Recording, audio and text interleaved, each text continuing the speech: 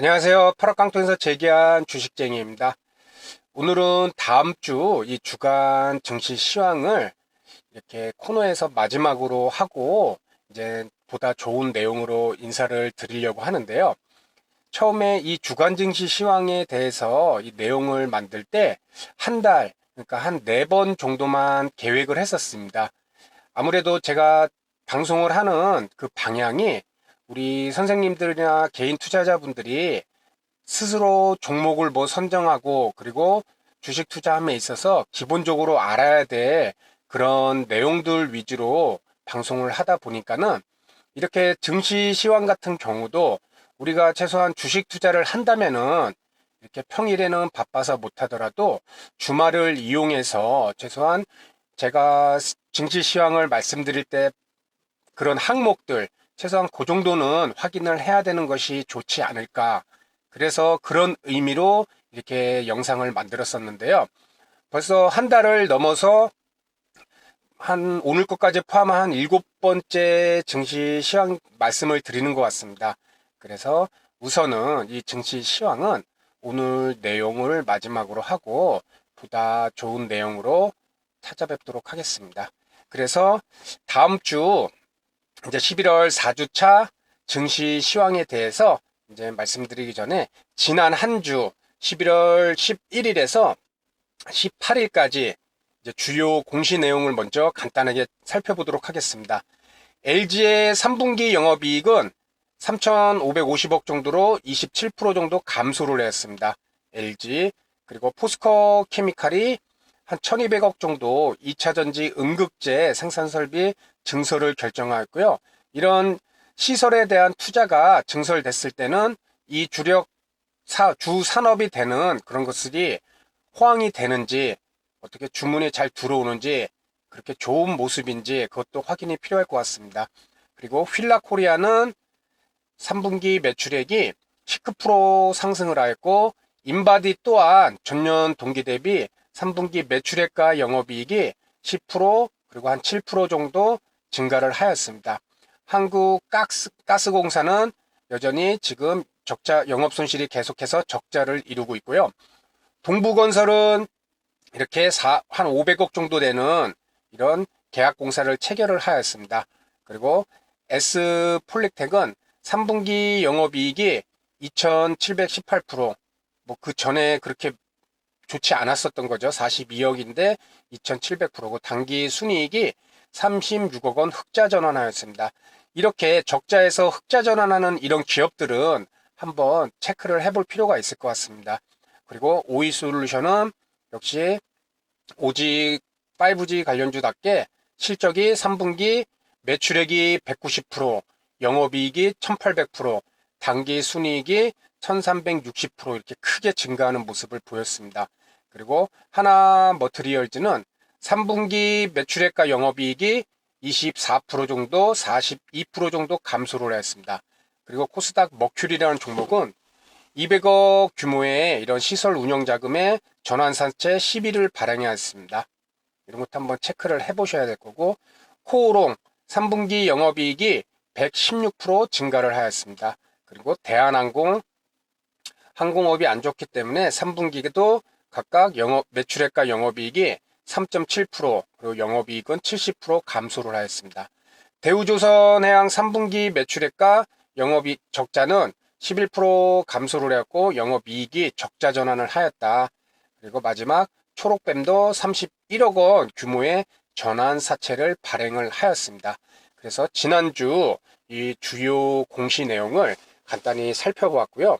우리 선생님들도 투자를 하실 때 항상 장 마감이나 아니면 저처럼 이렇게 주말이라도 이렇게 전주에 주요 공시 내용들 신문 기사 통해 보면은 쉽게 보실 수 있으니까는 이런 내용들 한번 체크를 꼭 해보시기 바랍니다.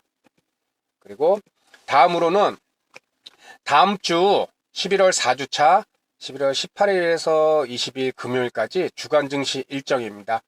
국내 부처, 주요 정부 부처 관련돼서는 연말이다 보니까는 이제 연초에 계획세였던 그런 신규 사업들 그런 것을 마무리하는 과정이기 때문에 이렇게 큰 발표 일정, 우리 주식 투자를 하시는 분들에게 영향을 미칠 만한 그런 중요한 일정은 없었습니다. 그리고 먼저 18일 월요일 미국 같은 경우는 뭐 이런 주택가격 지수, 그리고 미국의 화웨이, 중국 기업이죠. 화웨이 거래 제한 유예 조치 종료일이 월요일입니다.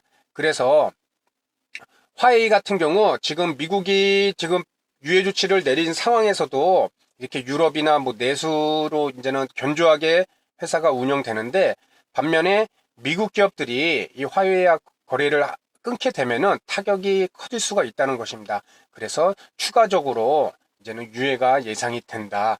그리고 19일 화요일에는 이렇게 신규 주택 착공 건수, 그리고 홈디표 실적 발표, 20일에는 수요일에는 FOMC 의사록 공개, 21일 목요일에는 우리 한국은행에서 11월 수출입 발표, 10월 전년 대비 수출 증가율은 10월 달에는 마이너스 14.7%가 기록했습니다.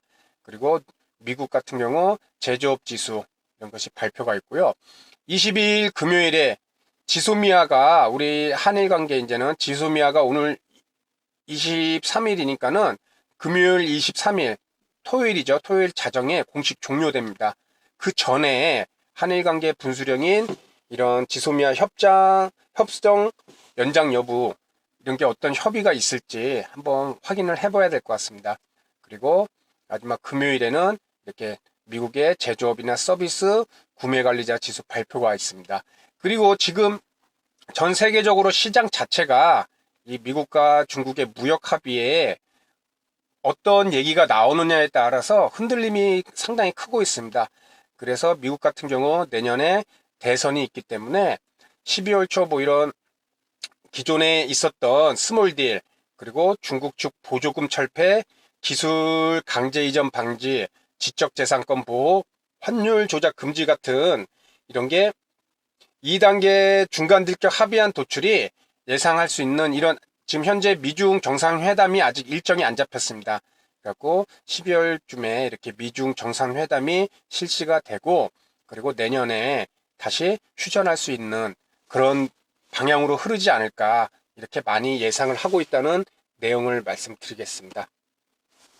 다음은 다음 주 증권사 주간 추천 종목입니다. 간단하게 확인만 하겠습니다. 하나금융투자는 하나케미칼, 주력 태양광 사업이 이제 실적 호조를 보이고 있다. 그리고 FNF, MLAB하고 디스커버리 이제는 카테고리가 다각화돼서, 그리고 중국에서도 이렇게 큰 매출을 올리고 있다.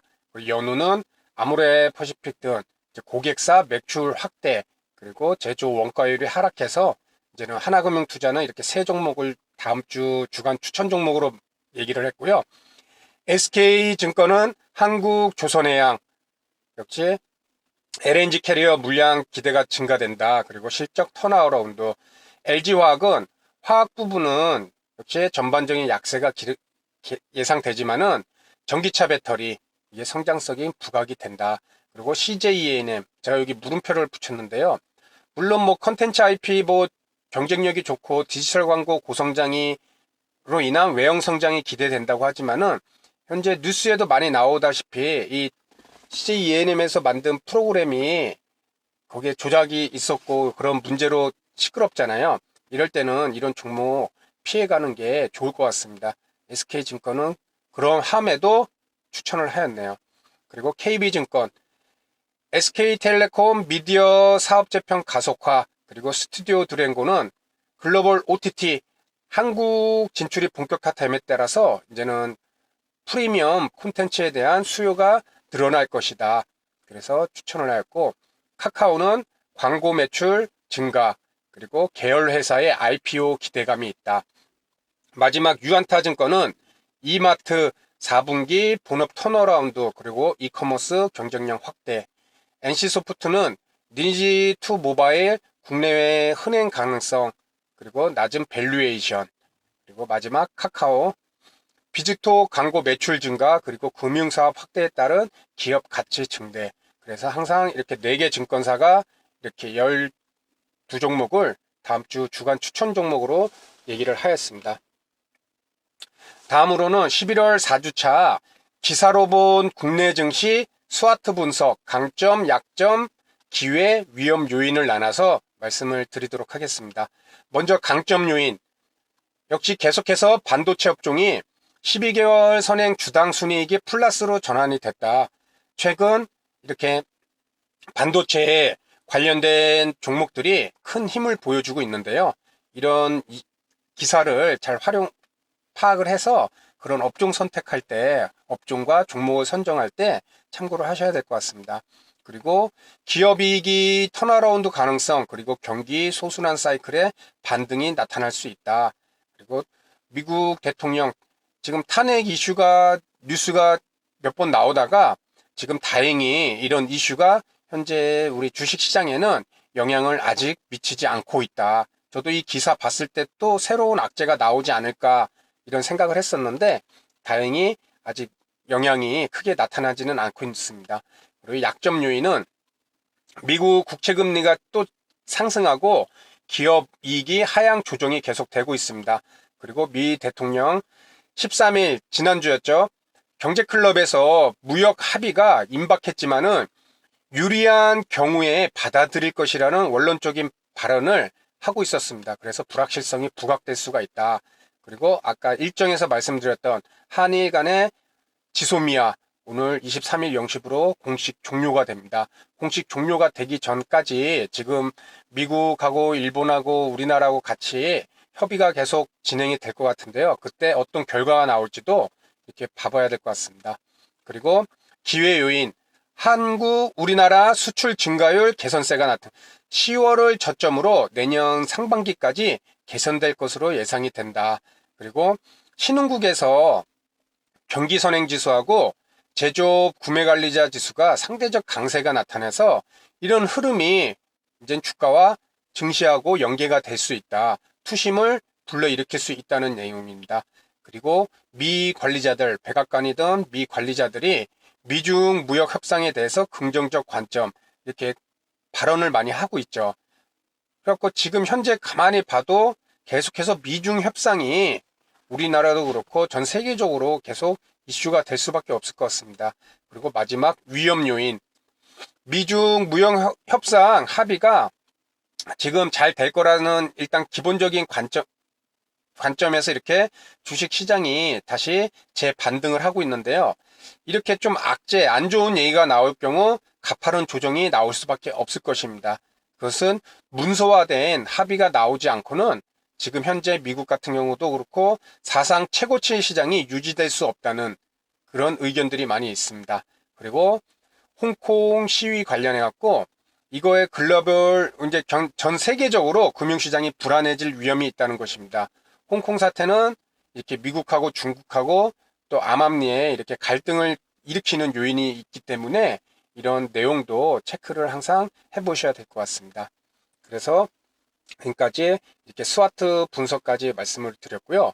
그러면은 지금 다시 마지막으로 차트를 보면서 이제는 코스피와 코스닥의 이 차트를 보면서 다음 주 한번 예상을 해보도록 하겠습니다. 먼저 11월 5일 금요일 뉴욕 지수 사상 최고가를 계속 쓰고 있습니다. 다우 지수는 0.8% 상승, 그리고 나스닥 지수는 0.73% 거침없이 신고가를 계속 써 나가고 있습니다. 위에 뭐 신고가니까 매물대가 없으니까는 이렇게 크게 상승을 할 수가 있었고, 우리나라 같은 경우 야간 증시가 0.03% 상승 마감을 하였습니다. 금요일 날 아무래도 큰 폭의 상승이 있었기에 이렇게 보합세를 나타내는 상승을 하였고요. 이때 외국인은 61억 매도, 개인과 기관은 각각 24억, 58억을 매수를 하였습니다. 그런데 이렇게 봤을 때 내일 코스피 지수도 이제 보합선에서 출발할 것으로 예상을 할 수 있었을 텐데, 이렇게 미니 선물 S&P 500 미니 지수 선물이 마이너스 0.01% 하락을 하고, 그리고 미니 나스닥 100 지수 선물이 마이너스 0.91% 하락했습니다. 그렇기 때문에 내일 이 장 개시 전에 반드시 미 선물을 한번 확인을 해야 될 것 같습니다. 우리 장 개시 전에 미 선물이 어느 모습을 하락폭이 있는지, 그렇죠? 이 부분만 아니고 위에 부분 우리나라 국내 야간 증시까지만 봤을 때는 보합으로 출발할 수도 있을 것 같은데 한번 내일 장 시작 전에 미선물을 한번 꼭 확인을 해봐야 될 것 같습니다. 그리고 차트를 먼저 코스피 차트를 먼저 보도록 하겠습니다.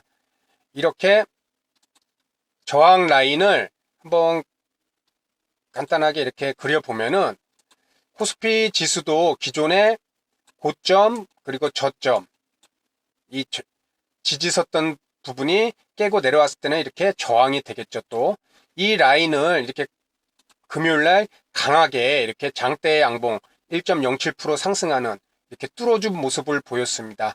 이런 모습은 추가적인 상승이 더 나올 수도 있을 가능성이 있는데요. 다만 이렇게 매매 동향을 보면은 기관이 7,860억 정도 금융투자고 연기금이 주로 많이 매수를 했었는데요. 이때 외국인이 같이 좀 동반 매수를 했으면은 이 장대 양봉에 대한 신뢰성도 좋았을 텐데 일단 기관이 만든 이 장대 양봉 이 모습을 나타내고 있습니다. 아울러 지금 큰 1%라는 큰 폭의 상승을 나타냈고 우리 선생님들도 보실 때 이미 5일선은 요 하단 부위에 있고 5일선하고 이격이 1% 정도 위에 부분에 있습니다.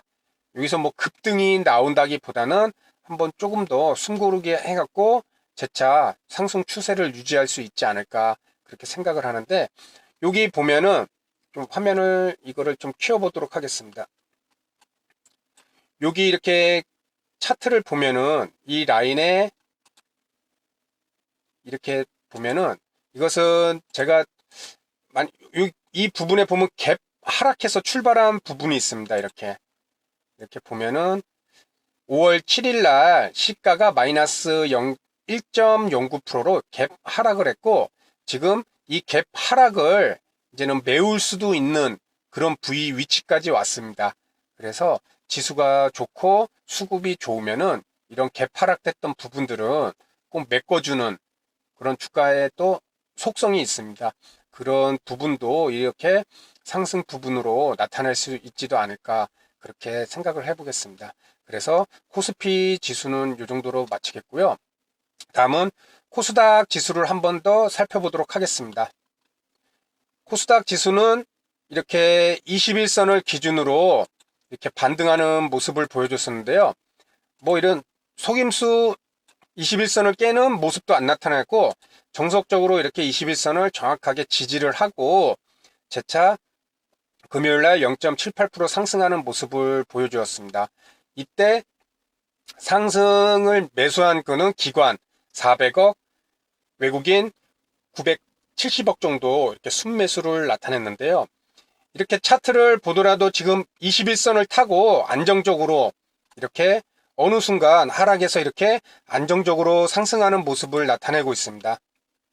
그리고 기존에 있던 이런 라인들을 다 뚫고 다음 고점을 잡으면은 이렇게 저점을 만들었던 이런 라인이 이제 고점 라인으로 우리가 생각해 볼 수 있을 것입니다.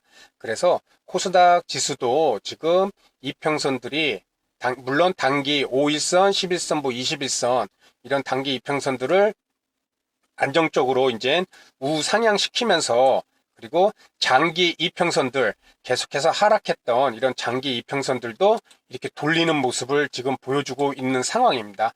이렇게 시간이 걸리더라도 이렇게 천천히 계속해서 장기 이평선들을 횡보를 시키는 이런 기간 조정도 필요하리라 봅니다.